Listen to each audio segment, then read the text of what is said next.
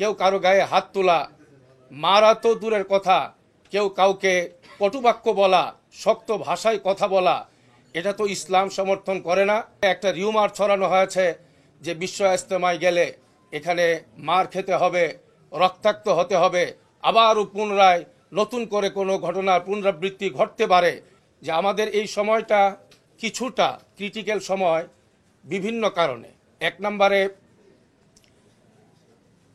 2024 সালের 17ই ডিসেম্বর দিবাগত রাত 3:30টায় গভীর সময়ে আমাদের নামাজরত, পাহারারত, ঘুমন্ত, কেউ জিকিররত অবস্থায় সাদ সাহেবের অনুসারীরা বিনা কারণে একতরফাভাবে যেই ন্যাক্কারজনক তাণ্ডব চালায়, হামলা চালায়, যার কারণে এই পর্যন্ত 4 জন সাথী শাহাদত বরণ করেছেন তাদের একতরফা হামলার কারণে, এবং শত শত সাথীদের গায়ে ক্ষত বিক্ষত যে পরিস্থিতি এখনো পর্যন্ত আছে, এটা গোটা দেশে একটা নেতিবাচক প্রতিক্রিয়ার সৃষ্টি করেছে।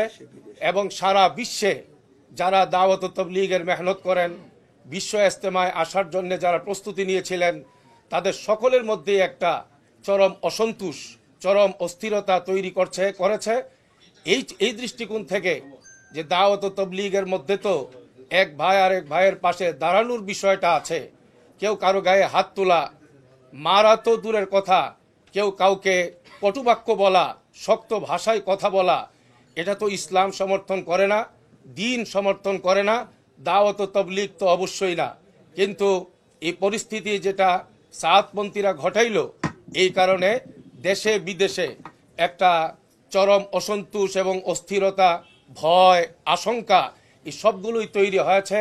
পাশাপাশি আমাদের এই দেশে আমরা দায়িত্বের সঙ্গে বলতে চাচ্ছি, দেশের গ্রামে গঞ্জে বিভিন্ন অঞ্চলে, প্রত্যন্ত অঞ্চলেও একটা রিউমার ছড়াই দেওয়া হয়েছে আমাদের বর্তমান যে চলমান বিশ্ব ইজতেমা, এই ইজতেমায় যেন সহজ সরল গ্রামের সাথীরা আসতে না পারে, সেজন্য একটা রিউমার ছড়ানো হয়েছে যে বিশ্ব ইজতেমায় গেলে এখানে মার খেতে হবে, রক্তাক্ত হতে হবে, আবারও পুনরায় নতুন করে কোনো ঘটনার পুনরাবৃত্তি ঘটতে পারে। এই সব রিউমার ছড়িয়ে উদ্দেশ্য একটাই ছিল, আমাদের মাঠের উপস্থিতিটা যেন অনেক কম হয় আর দাওয়াতের এই মেহনতটা যেন ক্ষতিগ্রস্ত হয়। কিন্তু আলহামদুলিল্লাহ, আল্লাহ শুকর, কোনো অপপ্রচার, রিউমার এই ক্ষেত্রে কোনো কাজে আসে নাই। আপনারা এর প্রত্যক্ষ সাক্ষী, প্রত্যক্ষদর্শী, আপনারা দেখছেন।